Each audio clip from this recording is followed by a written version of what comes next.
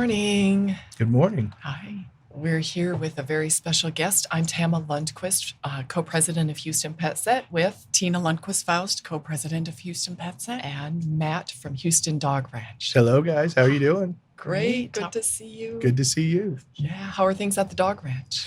Busy, and Really? wet right now. Lots and lots of rain, but yes, it's busy. We're feeling the spring back from boarding. People have been closed up for a long time, and dogs are getting out now, and it's wonderful to see. Oh, so good. Good for you and good for the dogs, because every time I've been there, the dogs are so happy. It's like summer camp.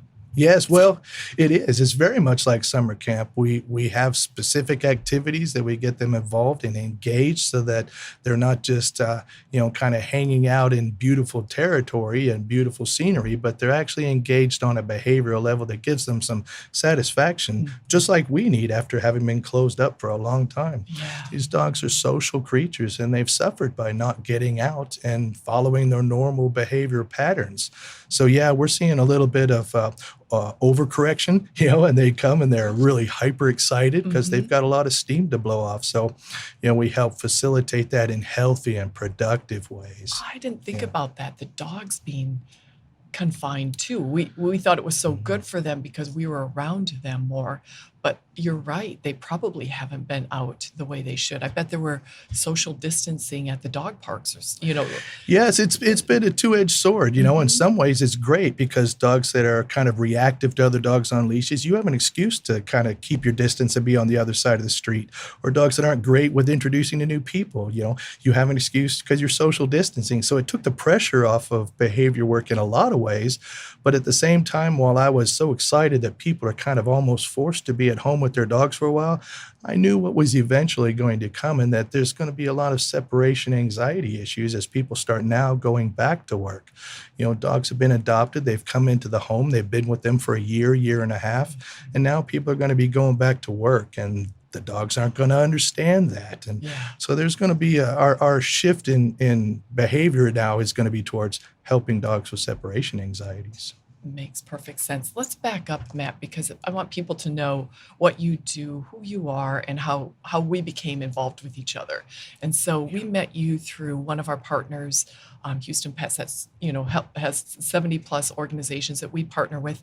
And one of them came to us one day and said, we have somebody that we think you should meet who wants to get involved in sort of that rescue side, but we're not sure what that looks like. But we met. You came to a meeting and we met, and instant connection because of our love of dogs. Once we started talking about philosophies and how you view dogs and behavior, we aligned in so many ways. And what we were you have the Houston Dog Ranch, and do you want to talk a little bit about it? Sure. Yeah. And actually, going back to our meeting, I tell you, I'm always on the lookout for like-minded organizations and people that I can really partner with, because I know how much more we can do together. I know that what I do, I feel like we've really dialed in on it, but it's one narrow sliver of the overall work that needs to be done. So partnering with other people that have strengths in other areas, it's the marriage in heaven that you're looking for.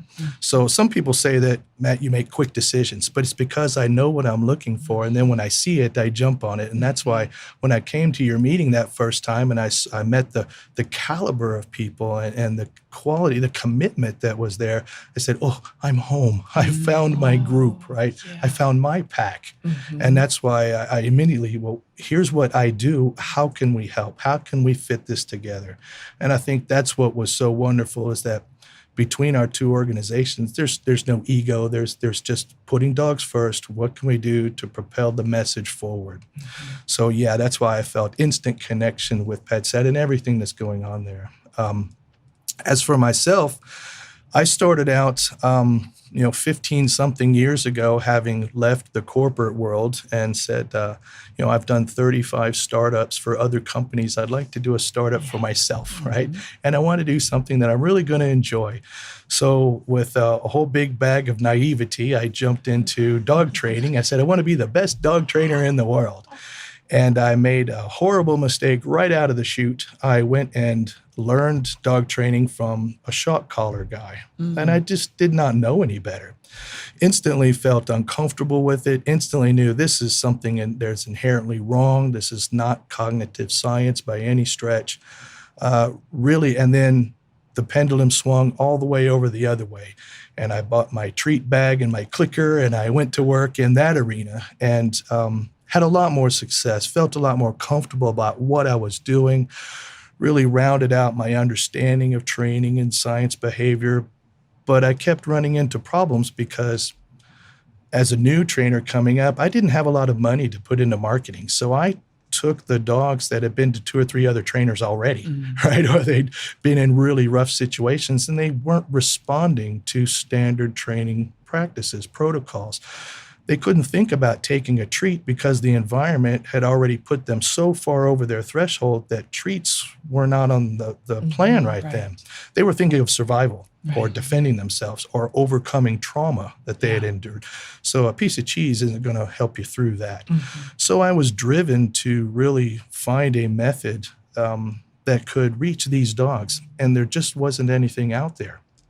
So that's when I really started diving deeper into the cognitive science, even child psychology, parent-child relationships, things that you could do to provide connection and reward way beyond just the appetitive drive.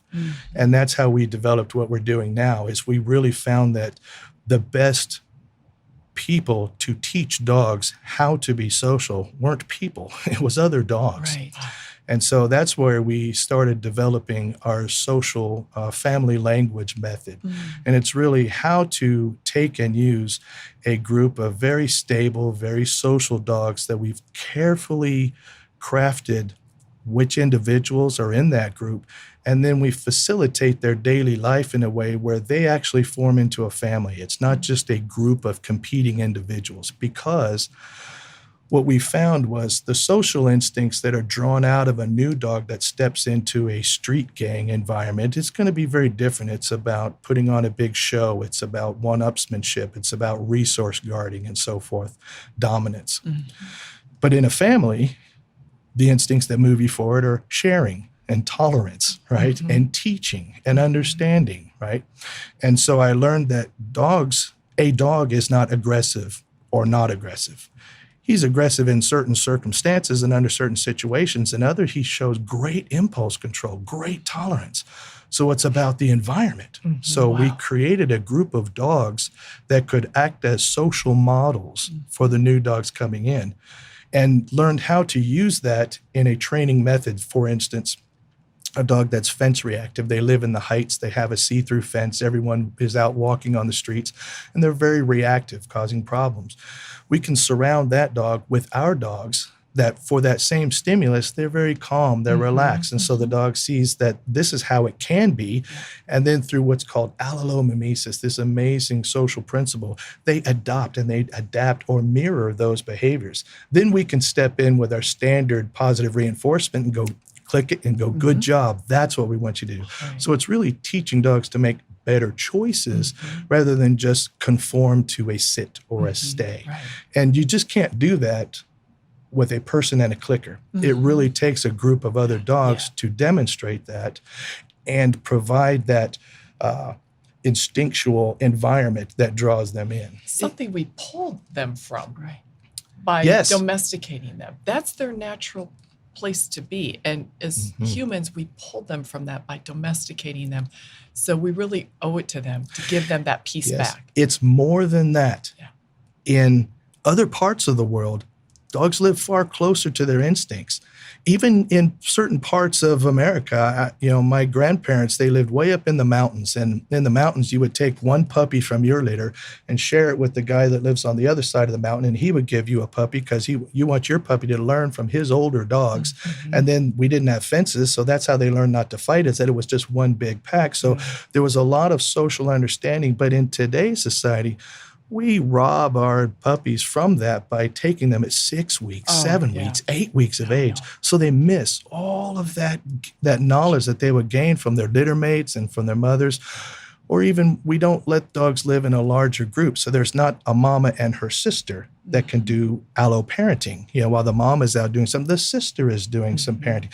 So our puppies are robbed of all of that. Yeah. And then we are we're a few generations removed from living that way. So we don't have the knowledge to make up for that. And that's why we have dogs that they can't manage their fears because they didn't learn fear management. They can't manage their impulses because they didn't have other puppies around as they were growing up and forming that. And then on top of that, you add to it traumas from mean people or people that don't understand or can't manage their own frustrations. And so you have a dog that didn't develop the way it should, induced some kind of trauma, and now has conditioned itself for a coping mechanism to deal with all of that. And you have a dog that hates men, so to speak. And it really takes another group of dogs to help unravel all of that. You give them so much more credit. They're so much smarter than how we have kind of learned to train them, I think, through the years. It was kind of a action, reward, action, consequence type system for so long. And it just doesn't work. I think of my Benjamin, who lived on the streets for 7 years, and Finnegan you know them. You've come in and helped me with them because there were things that I didn't know how to do. But I think Finnegan taught Benjamin more than all of us put together. Which can be a blessing and a curse. If you have what he's what he teaching. knew. Yeah, that's right. And he taught him because Finnegan's a good dog. He wants to please. And so now Benjamin does what Finnegan does. And it's really, it's so cute to see. But to your point, you have the dogs that train the other dogs, and this taking puppies from their mothers at 6 weeks or 7 weeks or 8 weeks, and they never learn how to be a dog. Right. That's exactly right. Yeah. And that is a good point because it's not enough to just take your dog to a daycare or to the dog park. It's not about just getting around other dogs because really often what you're just doing is subjecting them to other ill-behaved dogs, other dogs that and can't work ill-behaved things out. people. Well, that's Drives me That's a crazy. whole nother thing. Yes, you're exactly right. And so it really does take not just a group of individual dogs. It takes dogs that have been formed into a family, that live as a family. They sleep together. They eat together. That way, when you bring in that brand new dog and you have them eating amongst them, it's just the same as if you bring someone to your house and one kid eats upstairs and one kid eats in the back patio and one kid doesn't eat at all, as to having dinner at the table where you discuss what happened today and you can't throw food across the table. And there's all kinds of social norms that you just cannot capture any other way than by facilitating it as a social model and then presenting it to the dog for observational learning. So yeah, I think we give dogs a lot of credit, but it stymies me sometimes how dog professionals, trainers that are really good at what they do, they learned it from a book and it looks great on paper and it follows logically very, very well, but it's missing a whole component. It's a one-on-one thing. And the cognitive science that you would use to teach a child their math tables is very different than the cognitive science you would use to teach an adult violent offender how not to offend again. Sure. Right. Yeah. And trying to apply, award-winning grade school curriculum to that environment, it simply won't work. So it doesn't negate it. It's still valuable and absolutely necessary. And we use all of those tools in what we do. We use counter conditioning, desensitization, all of the stuff that you see in the positive side of science we use. We just use that in the context of two very important things. And one is, the allomimesis from the dogs actually creating the environments. And then the other piece is the reward. And the reward is very different in our arena as well. We don't use treats. And we do reward. We don't shock them for getting it wrong or use a prong collar for getting it wrong. It's not about getting it wrong. If they get it wrong, we've done our job wrong. They should either get it right and get praised, or just before they get it wrong, we show them what they should have done so that every correction is actually correction and it ends in a praise of the right behavior. That's what builds confidence. That's what builds bonds. And all the other dogs are watching that happen and learning from it as well. Right. And that's about neural pathways. You're just building new Yes. neural pathways. And those are always strongest, not with food, not with water, but with that emotional. Any neural pathway you build that has an emotional component to it is a much stronger neural pathway. And that's brilliant. You're exactly right. And that's, we need this for our children, don't we? oh, 100%. Gosh, We need to step up you as in the parents in a schools. lot of ways. Yeah, it's not much different. Yeah. What you say is identical. How you say it is the difference. Yeah. You know, you can articulate and you can use past, present, and future with the kids. With the dogs, you have to act it out. You have to pantomime it. You have to create a learning experience repetitiously that always ends in the same conclusion. Then they bypass all that and go straight for that conclusion. They're masters at knowing what comes next and leaping straight to it. We just have to present those options, and we can try to do it with a piece of cheese and a hot dog, or we can just say, watch these 14 dogs that do it perfectly, right? And then when they find friends amongst that group, then we can take those dogs with them into their home environment and say, okay, it's not just at the dog ranch where you're tolerant at a fence, it's at your fence. Now we have to do some counter conditioning with that fence. And the easy way to bring this impulse control to this new environment is by bringing the social environment from here to here. Social environment always trumps physical environment. So that's how you can, through graduated exposure and transference, move from one to the next. Well, it feels like in a way you're replicating maybe a wolf pack, because that's how it is in a wolf pack. And we've heard that dogs have 99% of the same DNA as a wolf.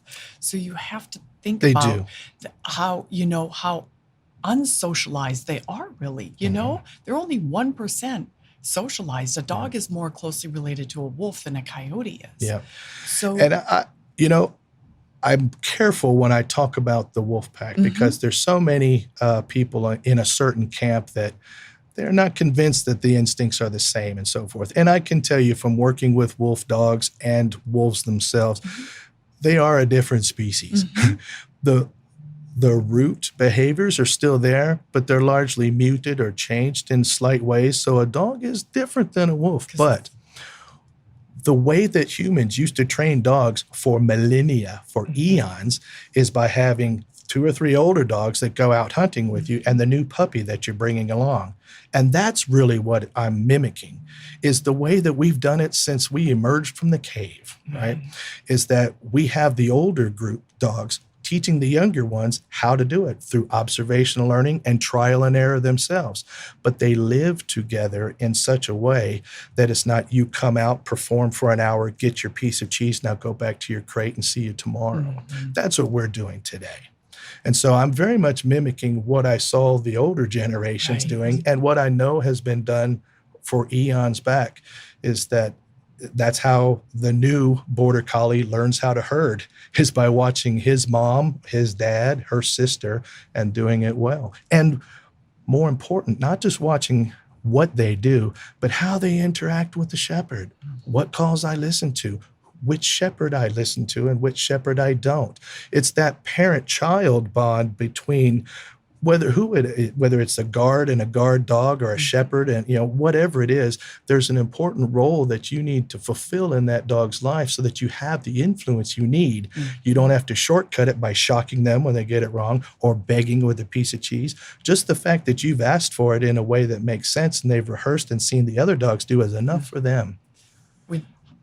Oh, go ahead. I was just going to say, when you came to my house and helped me with Finnegan and Benjamin because they were fighting, they were resource guarding, and it only started when Benjamin came in off the streets and, he thought all the food in the house belonged to him. Yeah. Now I don't even have to say anything. I go like this and he goes I don't even have to say anything. And he looks at me and he goes to his bed and he knows that he needs to let Finnegan finish eating in peace. So your method works and it creates harmony. And I don't feel like I have to demonize my dog or bad boy. He goes you don't have to have a male voice. No, you don't have to be harsh or firm. You don't have to beg. You don't have to punish. Yeah.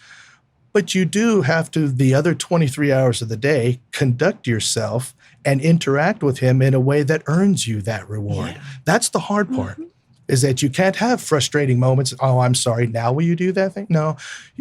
And so when I walk into a home and I see that kind of interaction, it tells me so much about what's going on, how you get along with your husband. It tells me the tension that might be in the home or not. The fact that all it takes is a finger wave, that you've had this conversation many times, which means you're consistent and you're instructive. So just seeing that little moment of interaction tells me a whole lot about what's going on in the home. Because my biggest job, the easy job, is the dog. That's the fun, the easy part.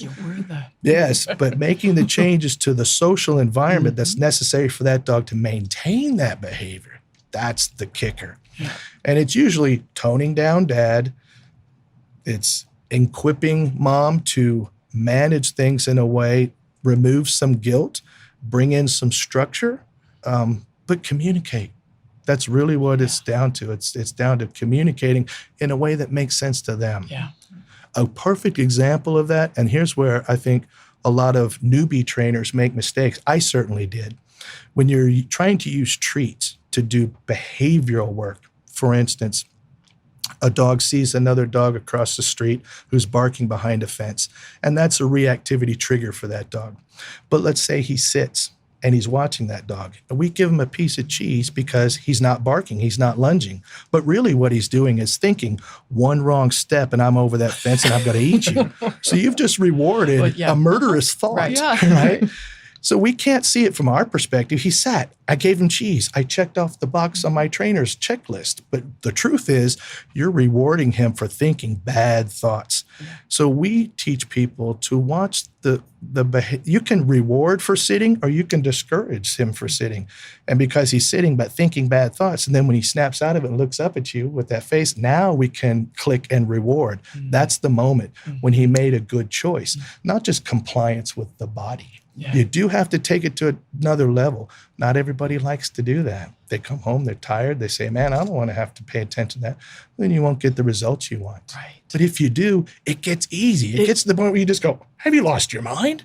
And there it is. How are we going to get your training methods, which are the best I've ever seen, out to the world? Likewise. Out to the world. How, Matt? Because I'm sitting here like, come to my house, but everybody's going to want to know about this, I would imagine, if you love your animals. I think it's because it's new. It's because, so here's what I have to do.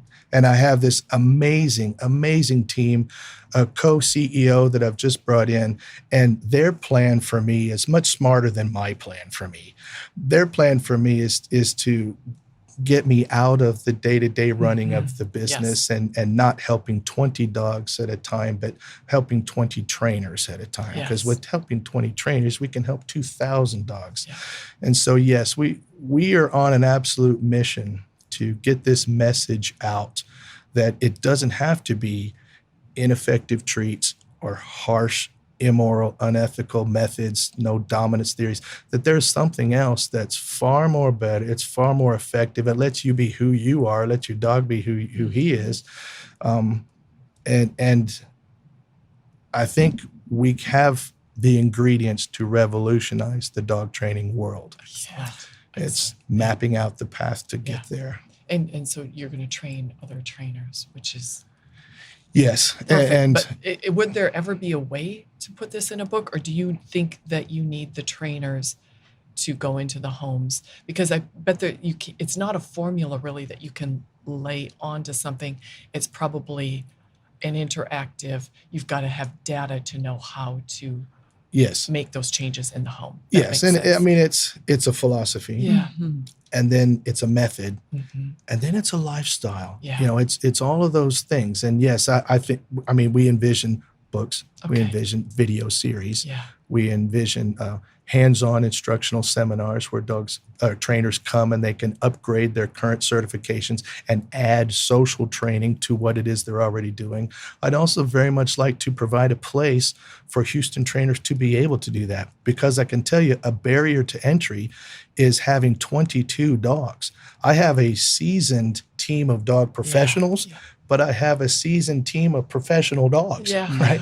And it's taken years to build this group up to refine this to keep them trained. And it's a delicate balance because they can fall into competing individuals very easily.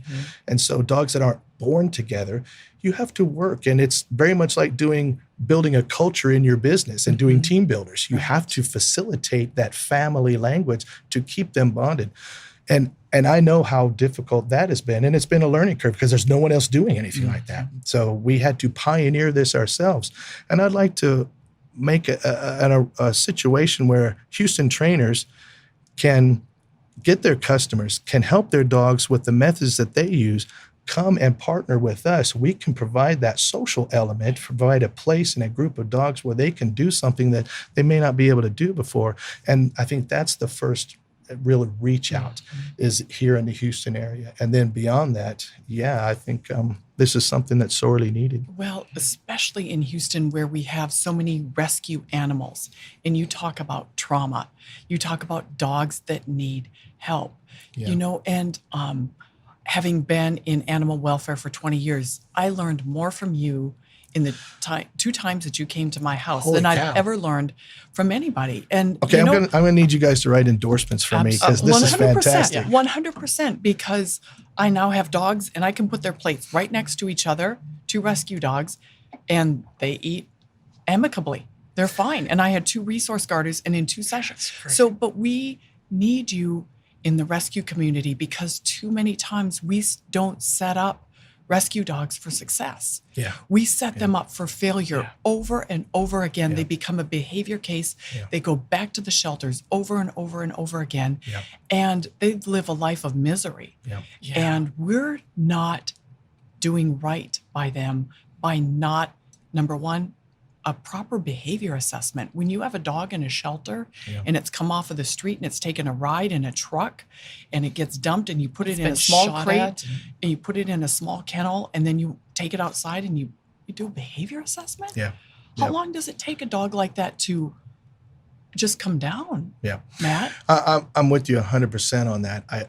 I tend to be pretty hard on parents.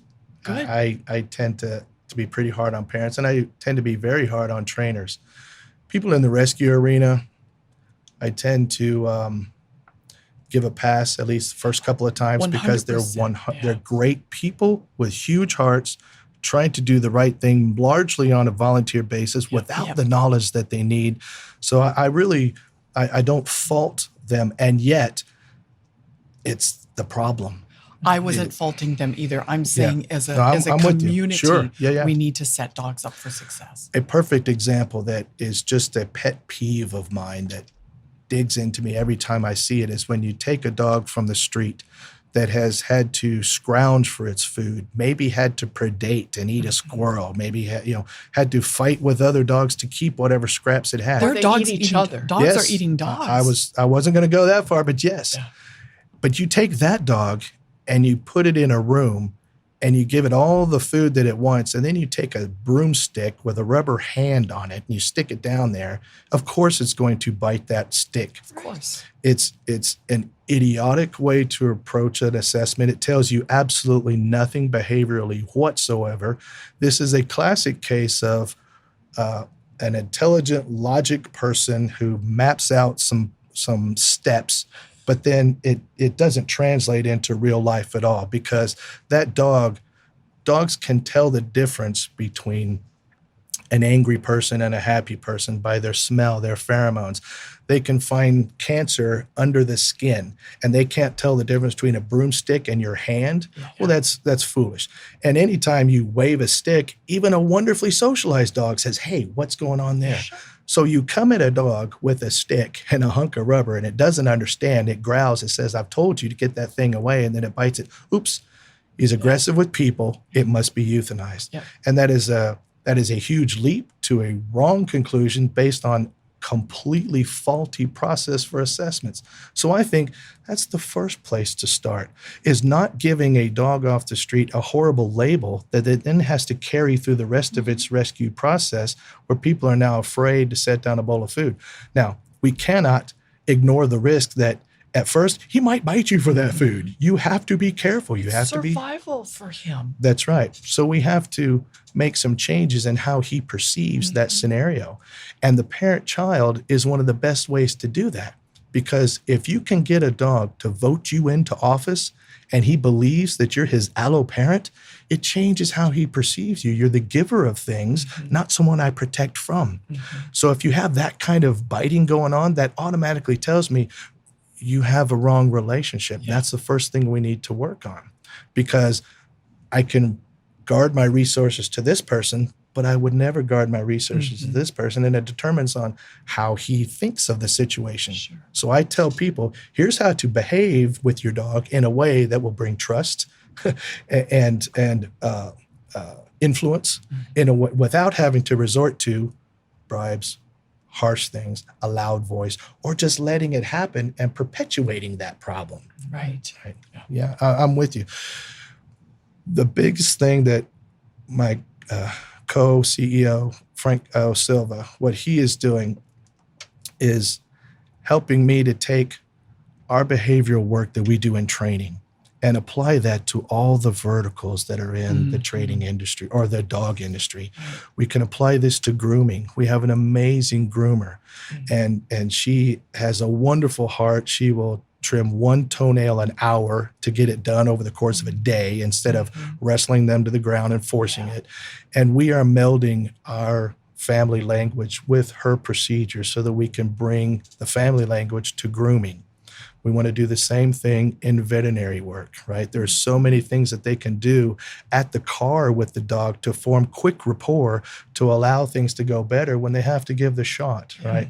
In all these different areas. And of course, rescue is where my heart comes from. So that's the biggest area where we have gotten involved the most, is trying to work with sanctuaries to raise the experience level of the wonderful volunteers that are there so that they can start managing their own fears and help the healing to start right away.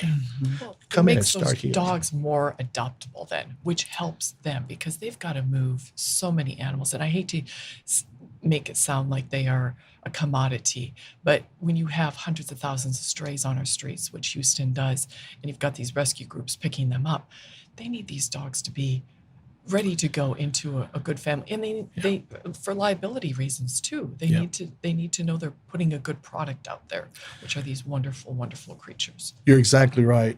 I think that is one of the hardest situations, is you're constantly having to balance budget with timeline, the needs of the dog. And I think that's why we get them into homes when they really shouldn't. We're just desperate to find a wonderful, willing person. Let's make this happen. Let's hope this works out.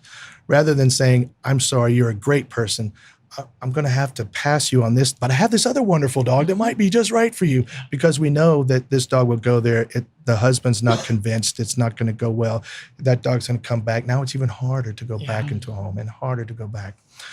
That's why I was kind of forced out of just the treat training, because we have 30 days, we have 60 days, right, to make this happen. And this dog actually may have to come and live with me for a year to get to the point where he could be trustworthy in a house.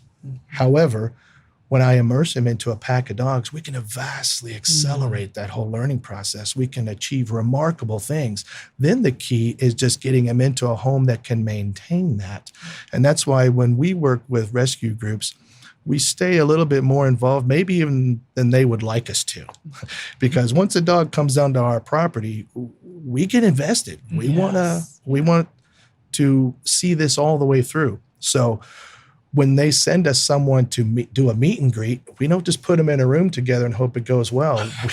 We bring them in and we say, here's how you meet this guy, or here's how you meet this girl. And if they start saying, oh, I don't know if I like that, then that's our screening. They've discounted themselves. Or they say, I had a dog just like this. I understand. We've been through this before. Then we can coach them and we get them involved in the training process early, so that by the time the dog goes home, they're already bonded. We've kicked off that parent-child relationship. We go to the home. We may even take another one of our dogs with them to the home. Or we bring them in and we kind of fake that they're one of our staff members, and they come in and do some cleaning in the room because we've already introduced that dog to 18 other staff members. So we can just make that new adopter just another one of those. Yeah. All kinds of ways that we can help to bridge those gaps that normally are gotchas for rescue groups, and accelerate that process at the same time. Yeah, it's great work. Well, we want to talk quickly about the program. When we first met you, what we decided to do is bring some of the dogs that have been traumatized because of neglect and abuse from our task force. And because COVID hit, that kind of got waylaid.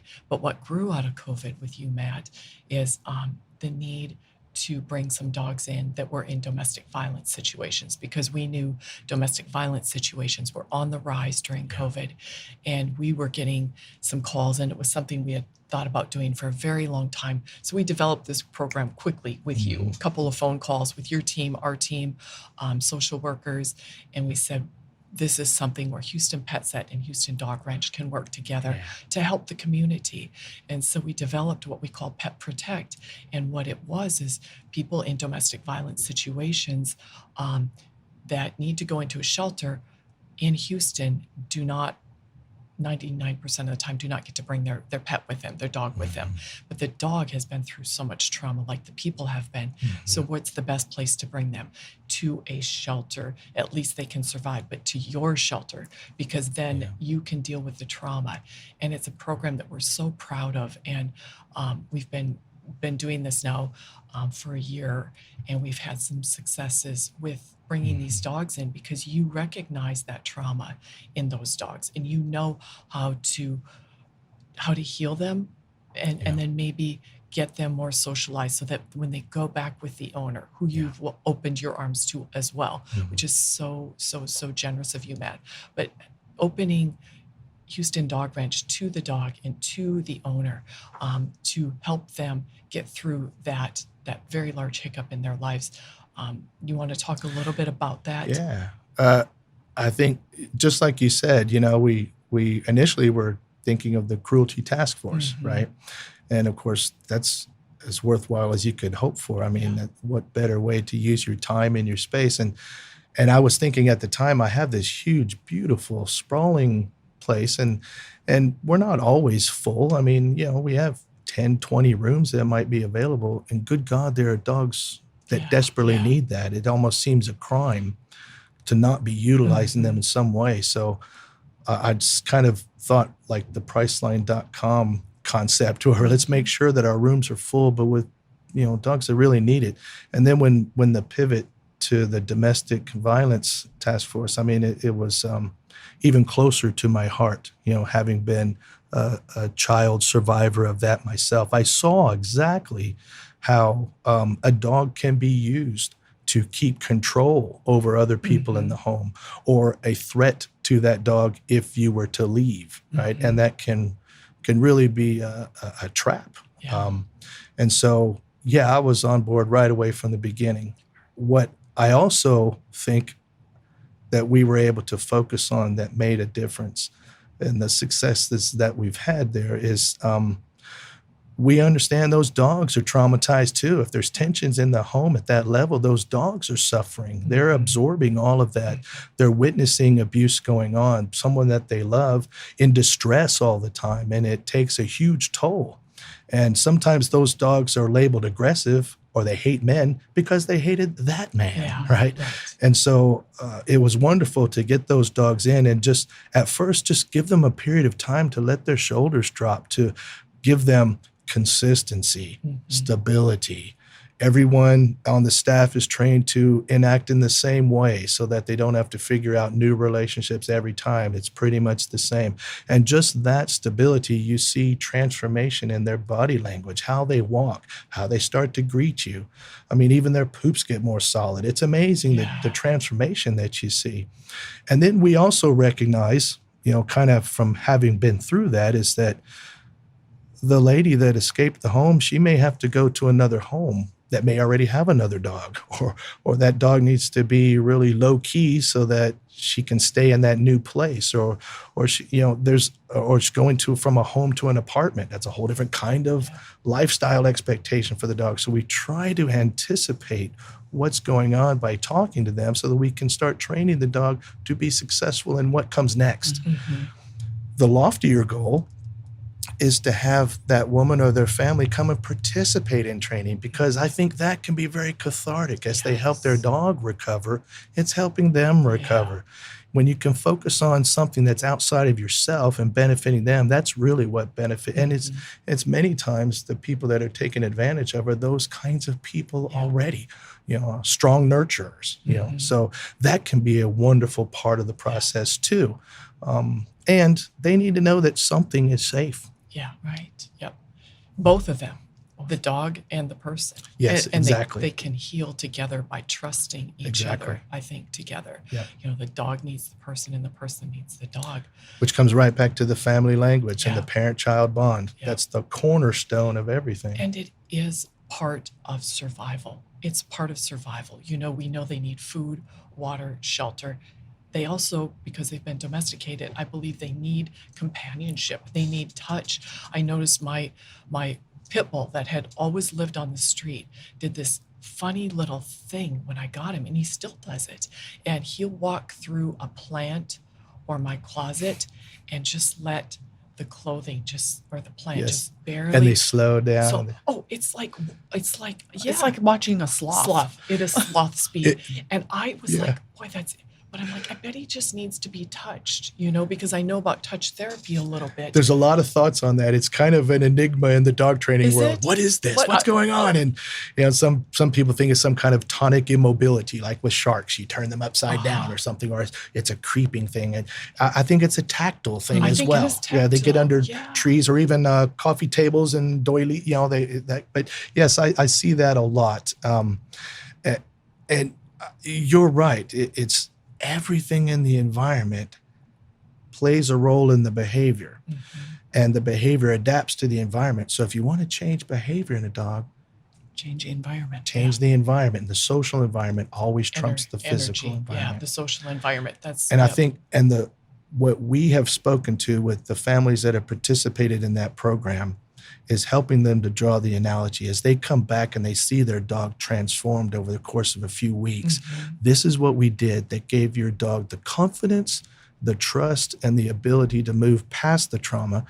And guess what? This is just what's going to happen with your kids. Yes. So if you go and create this kind of environment for them, you'll find that kind of transformation as well. Saving families through our dogs, Yeah, well, I always say you've saved the dog, but this dog's going to save you. I tell people all the time that the universe gives us the dogs we need to do a good work in us. I think there's so much unspoken training that happens just being around dogs, observing them. How do they interact with each other? I always said that my son learned more from my dog about compassion and love, unconditional love, and just things that I couldn't even really consciously put my head around, that was just going to happen because of energy, because of watching behaviors, because of all of those unspoken things that instant forgiveness. Yes. A dog T-bones another dog. He rolls him over. It hurts. He cries. He looks up, play bow. He sees that it wasn't intentional. It's forgiven. Done. And they move on. No ego. That's right. And children learn by observation, right? 90% of what they learn is by observing, and 10% is what we tell them, what we put in books. Right. And so just observing and being in that energy, I think, is so valuable. Yeah. That's why we bring a dog in and they can just sit in the corner and watch the other dogs interact as we give them reasons to interact, and we migrate from field to field, and we got to squeeze through gates, and they see, how do dogs congregate and not get in a fight? And then how do they run crazily and not get in a fight? And so they can see this, and they didn't know it before. Right. They just knew their coping mechanism, and that was it. So they had very unhealthy conditioning to deal with their trauma. But if you go all the way down beyond the trauma to instinctual level, you can create a new route to the surface that bypasses all of that. Then you link that to the environment. You must love your pack so much. When you Couldn't think do about what I do without them. when you think about what our dogs give, and they ask Do they ask for anything in return other than a good boy or a good girl? Nothing in return, That's right. And you think of the dogs whose lives will be saved and changed because of your pack. I don't know them, but I love them. I do. And I have known some of them because I've been out there and watched. And some of our dogs are superstars. Some of them really show up. And that's why, and we have a very diverse group. Certain dogs are really helpful for a certain other archetype coming in, or a dog coming in really fearful. Some of our dogs that have recovered from feral type fearness, they are the first to greet those dogs and say, listen, come in, let me show you how it works here. And so that's why we call it the pay it forward pack. Lots of people say, I have a dog that needs adopting. He'd love to live with your pack. I'm on my way to drop him off. And the truth is, we have to be very careful of what individuals come into that group. They've got to be dogs that have come from trauma, but now have the capacity to pay it forward. If they are just a bottomless pit of need, we want to provide for that, but they can't pay it forward and they can't be a part of the pack. So we have to have, and we've gotten really good at assessing dogs that come in. Right. That's a candidate for the pack, or this is someone that we need to prepare for another home, so forth. But yeah. We need to tell those stories. We've had so many that have come to you, and I know we need to wrap up, but we've had so many that have come to you. Rambo, I'm thinking, that I spent a whole week trying to catch. I literally couldn't get within 30 yards of that dog. He would just he'd make eye contact and he'd dart. And I had food bowls all over the whole, our whole neighborhood feeding him. Finally gets hit by a car, comes to you, is living his best life ever in northern Minnesota. Not a runner, not a darter, resilience. Unbelievable resilience. So much more than people. And I'm sitting here thinking about another guest we had on here, Joy with Healing Species. And she takes dogs, rescue dogs, into schools and into facilities where there are 19-year-olds that are convicted felons. And we've gone with Sunny into these facilities, and God bless these boys, and girls, and they're victims too, just like the dogs have been victims. And what they learn from these dogs, just by the energy, just by their stories, my Sonny probably never lived in a house, ostracized by society, deemed a nuisance, just is shot at. Things they can relate to. Their lifestyle. And then here's Sonny now, a contributing member of society, coming in there, wagging his tail, loving them, telling them they're worth something, bringing them out of their shells. How do we do more of this? How do we bring this? We can learn more from dogs than they can ever learn from us, but how do we bring that into these facilities to give them even more of an opportunity to say, my next chapter is going to be a good one too. Or our prisons. Talk about opportunities for changing people's lives. We can use dogs to change the world. I think we can use dogs. We need 1,000,000 of you. Well, so get out of the training and start teaching. All right. Well, I'm open for ideas, guys. Well, you've done wonders already. We're so grateful to you. It was a blessed day. The day that Jennifer Graves introduced us. Jennifer Graves, that's right. Forever be grateful. Well, and I feel like, honestly, we're just getting started. We're just scratching the surface with a couple of little pilot programs. And I think there's a lot more that we're going to do in the future as we kind of solidify this vision more and more. Well, we'll do it together because we all know that when we work together, we do so much more. Yes, I'm glad your instincts picked up because my instincts did too. It was like, we're working together. You know how you just know, Yeah, because it feels good. It feels natural. And, and my or our, kind of brainstorming and your brainstorming is going to land in the same place. And then it's just about mapping out the roadmap to go from there. And we'll do that together. So thank you for your time. Absolutely. Your precious time. It's my pleasure. Houston Dog Ranch, great place for your dog, whether it's boarding, training, grooming. We love it up there. It's heaven for dogs. We have a great daycare program too. We have 3 different kinds of daycare depending on the behavior needs of the dogs. Really. And we have a trainer that's right in the middle of it the whole time. So if you have a dog that might not be ready to be in the midst, he can go and do his own thing, but I bet eventually he'll probably be a dog that can be we'll be around drawing pets. him into the action. Absolutely. More confident, more happy, better quality of life. Thank you, Matt. Thank you for everything you do. Thank you. All right.